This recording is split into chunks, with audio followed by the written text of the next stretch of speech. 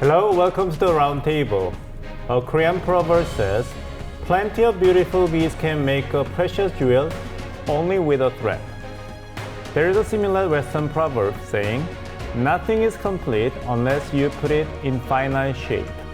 Faithful to these proverbs, we will give you not fragmented news bits, but a profound yet easy analysis on global affairs. Here are today's guests. We are joined by Professor Kim Hannah. Welcome to the Roundtable. Thanks for having me again. We are also joined by Professor Lee Kyung-suk. Welcome back. It's my pleasure to be back. Late last month, Ismael Haniyeh, one of the top leaders of Hamas, was assassinated in Tehran. He was in the Iranian capital city for the inauguration ceremony of the new Iranian president, Masoud Pezeshkian. Blaming Israel for killing the Hamas political leader, Iran pledged retaliations, and Israel threatened to launch a preemptive strikes if there will be an attack from Iran. Before going into more details, let's talk more about the international community's response first. Professor Kim, what happened? Who is reportedly behind this attack? So it's still a bit unclear in terms of how he was assassinated, but there seem to be two possible different scenarios. The first is that he was killed in a missile attack, and this may have been launched from the ground, but more likely it may have been launched by a stealth fighter. The second scenario is that he was killed by a premeditated AI time bomb that was set in his room, which would indicate that information about where he was staying had been leaked. But regardless of which scenario may be true, the international community seems to believe that he was killed by Israel. At least that the second scenario has been reported by the US media, such as the New York Times and the Wall Street. The Israeli government reported to the Biden administration of the United States about the incident. So there is a kind of a fingerprints of Mossad behind this, according to this US report. At first, it was speculated that Iran would carry out a retaliatory attack against Israel right away. Some media outlets reported that Iran's revenge could come early last week, but Iran has not yet conducted a major action against Israel. About a week has passed since the killing of Haniyeh. So, Professor Lee, what is the situation on the ground as of now, and what has forced the Iranian government to delay the announced retaliation against Israel? Right, so I think Iran is facing a very complicated situation right now. And this is actually really connected to Netanyahu's political incentives. So the political incentive for Netanyahu to expand the war against Iran, it's really linked to his political tenure. He failed to prevent the October 10th military raid last year, and this is actually a huge responsibility as a leader.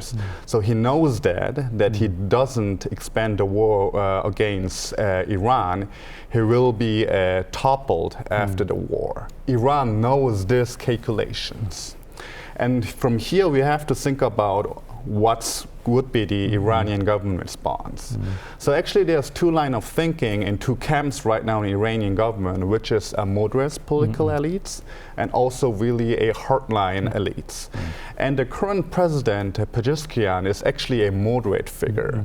So he urged to the supreme leader in Iran, who is the Ali Khamenei, and he is actually the most important figure who decide all the Iranian foreign policies, and actually urged the supreme leaders to do not attack directly to Israel, because it can actually have a devastating impact on the Iranian economy and the future.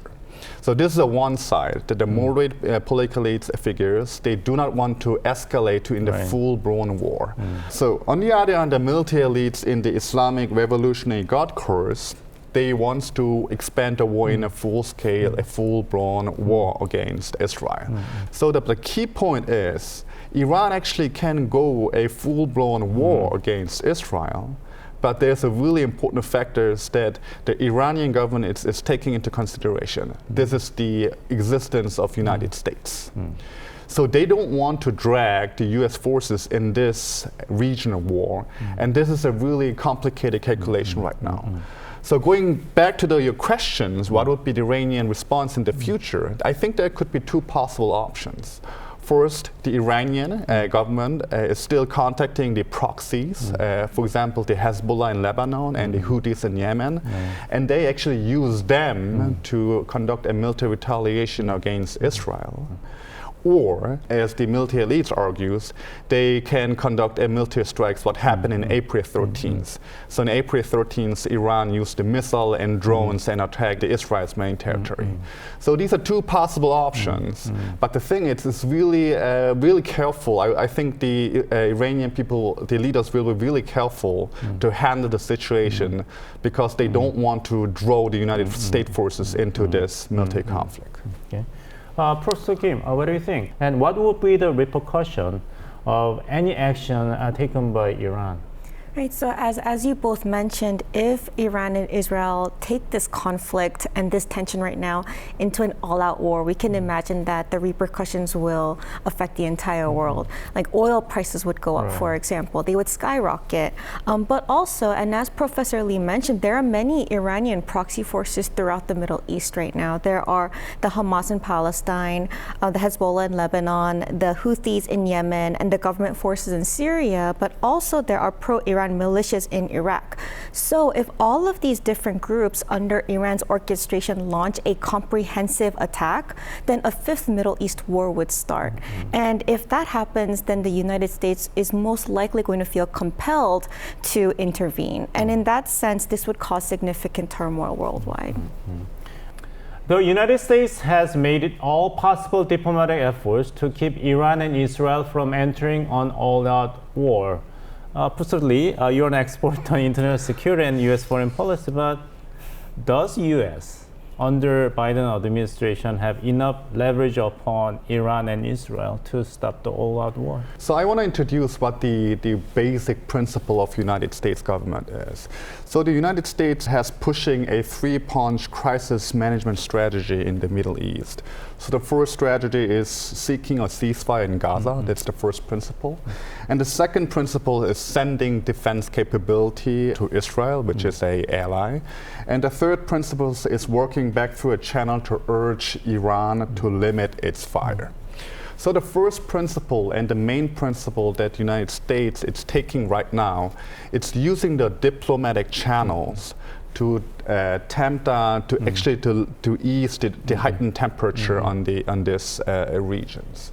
And second, actually, in this regard, after Haniyeh's assassinations, the United States Defense Secretary Lloyd Austin said war between Israel and Iran is not inevitable. So I think there's always a room and opportunity for diplomacies.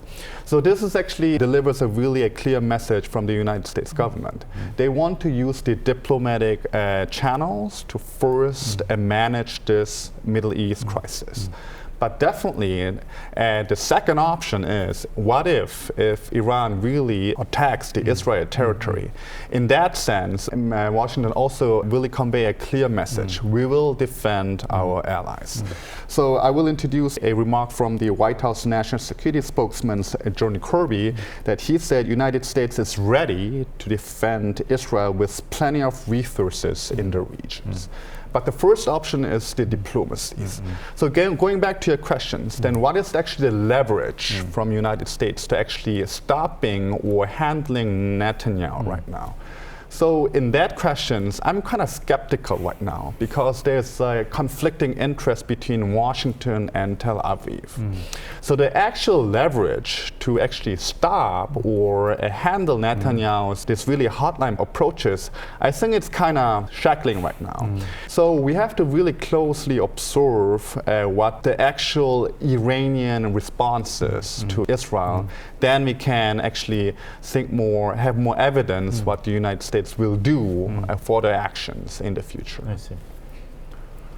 While suffering criticism that the United States does not have as strong strategic leverage on Israel as it used to, U.S. President Joe Biden had a phone conversation with Israeli Prime Minister Netanyahu, and it didn't really go well, according to the media report. It is reported that Biden expressed very strong views during their phone conversation. Professor Kim, So, based upon what we heard from Professor Lee, is there any effective strategic leverage of the United States to stop both Israel and Iran from going to all-out war?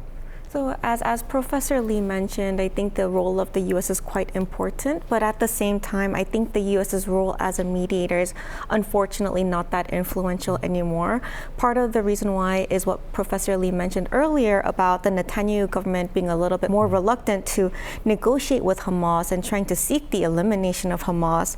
And also Supreme Leader Khamenei ordered retaliatory attack, meaning that they're unlikely to back down anytime soon as well.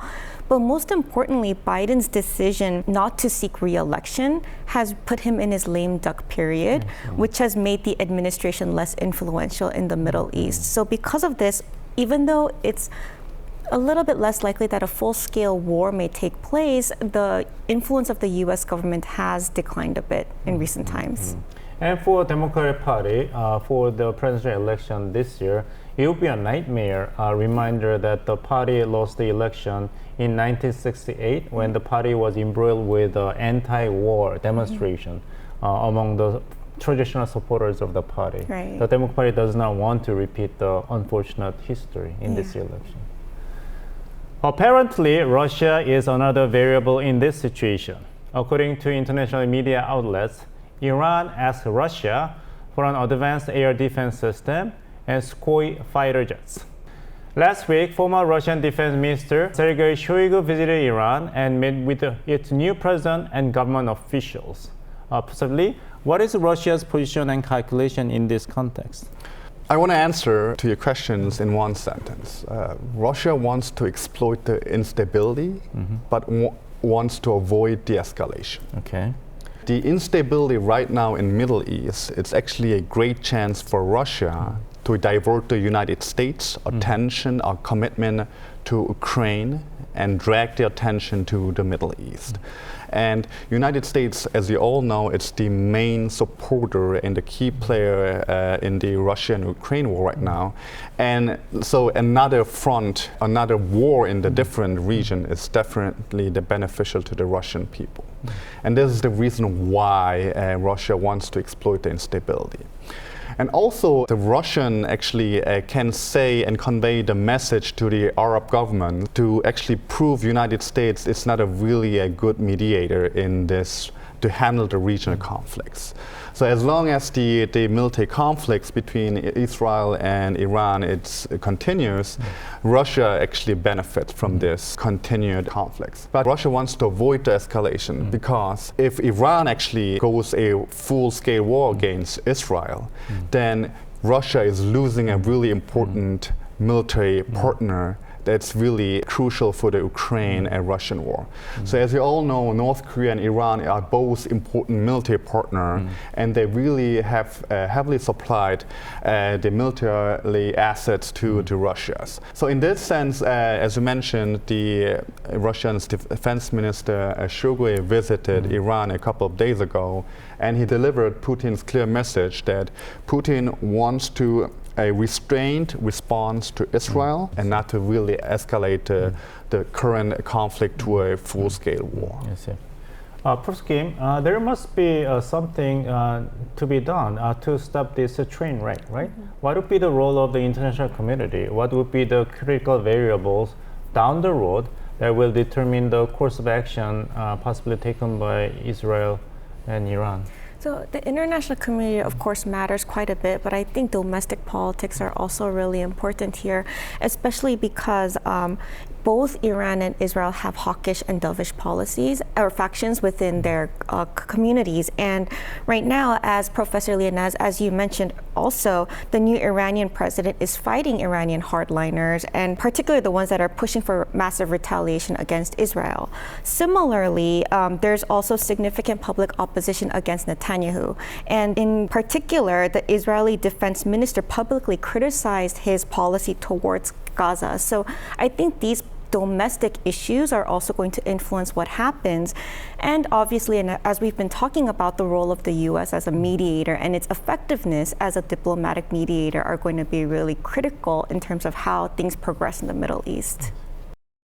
Political leaderships in both Israel and Iran might prefer a hardline policy even at the risk of a war, in the hope for public rallying around the governments. But both countries must be aware of the trade-off between what is beneficial for the leadership and what is good for national security. Let's move on to the next topic. This place is emerging as a new popular tourist destination. Check it out in a video clip. Please take a look.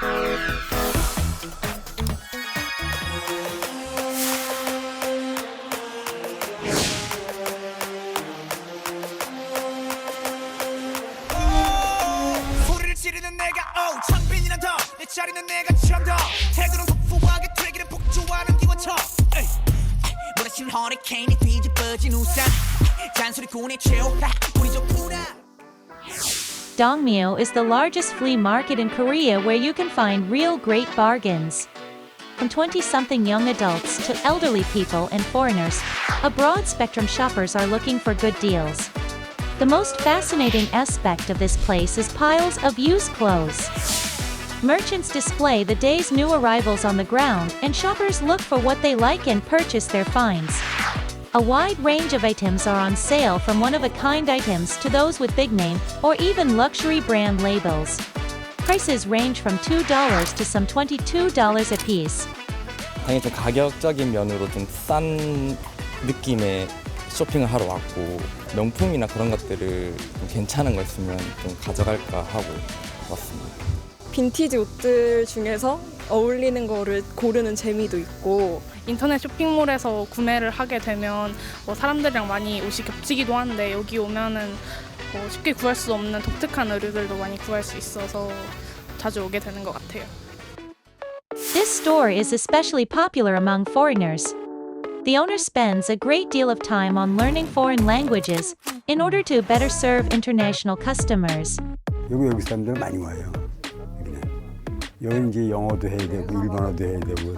We shopped at a lot of thrift stores in the United States, so we wanted to see the Korean ones. Yeah. And there's also a huge variety. Like, I'm impressed with especially for clothes, a huge variety of styles.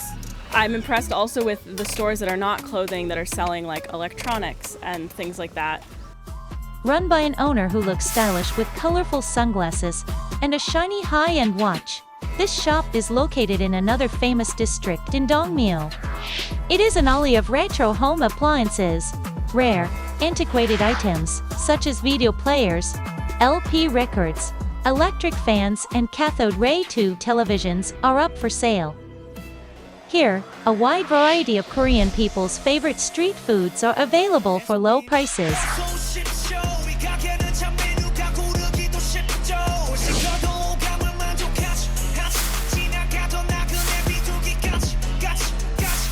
토스트는 1,000원이에요. 제가 이거 한지 23년 됐는데 그때 가격 그대로 가고 있어요. 이 시장에는 서민들이 많이 오고 외국인들이 굉장히 많이 오거든요. 그 사람들이 편안하게 접근할 수 있는 걸 만들기 위해서. So it feels like a very local place to me. Seems like a kind of hidden gem. If I were to come with my friends here, then I'll probably recommend them this place. In the past, it was known as a place for people looking for cheap bargains on clothes. But now, it attracts Gen Zers who want to experience a retro atmosphere, as well as foreign tourists who are on the hunt for a real hipster neighborhood in Korea. A daily average of 80,000 people visit this flea market on weekdays. Dogmyo Flea Market is enjoying newfound fame as a fashion hotspot and a fast-rising tourist destination.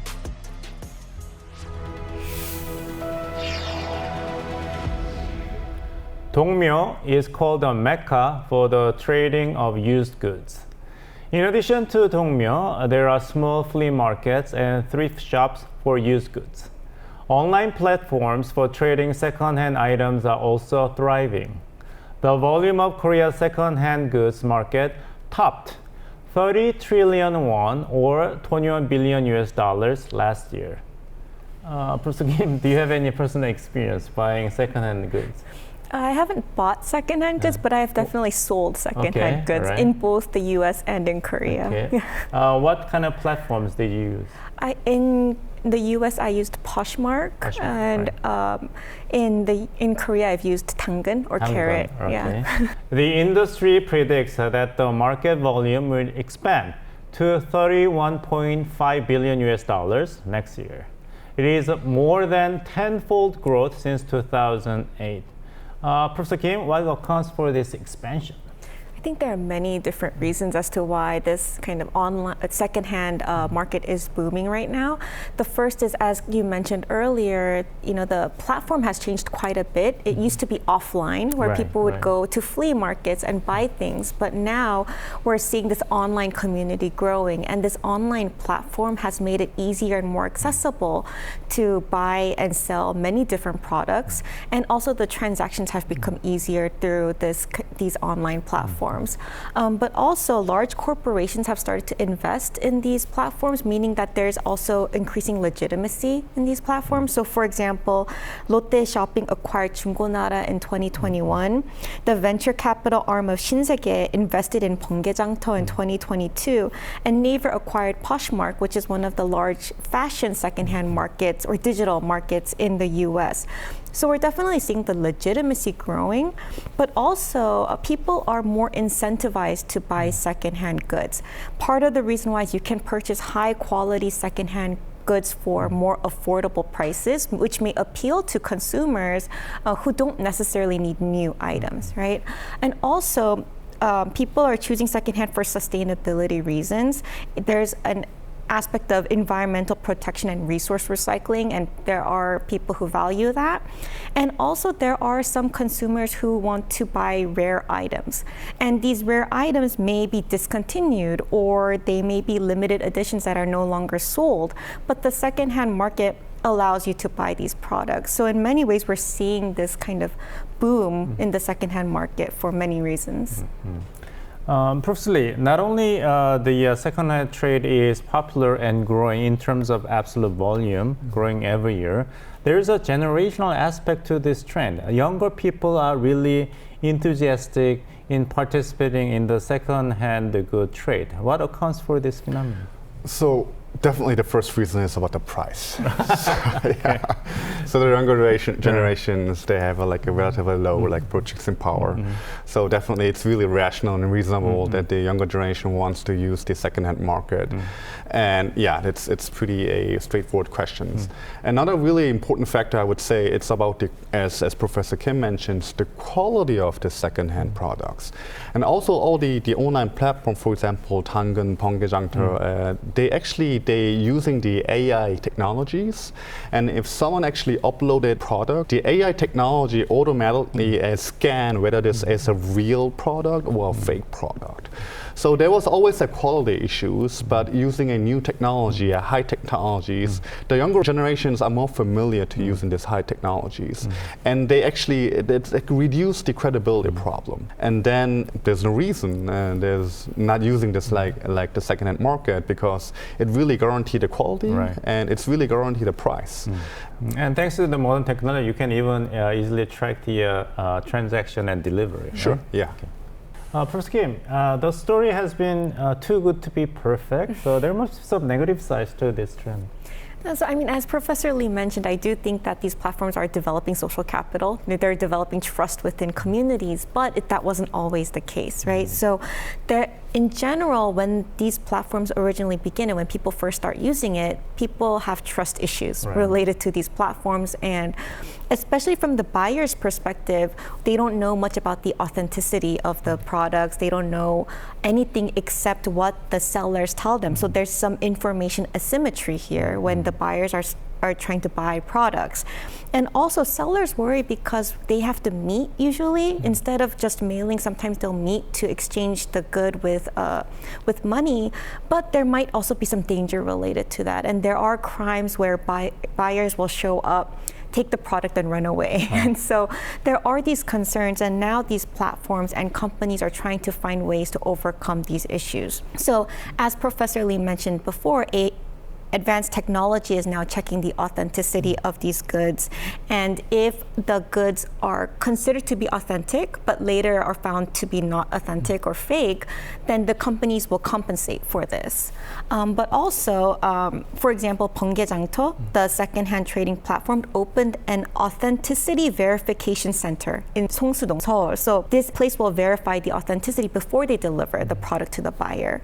And as Professor Lee mentioned, AI also sets appropriate prices and filters it out. And also for the sellers, now there are ways to have safe transactions that will prevent crimes. So in Busan, in the Busan subway stations, there are safe zones for secondhand transactions.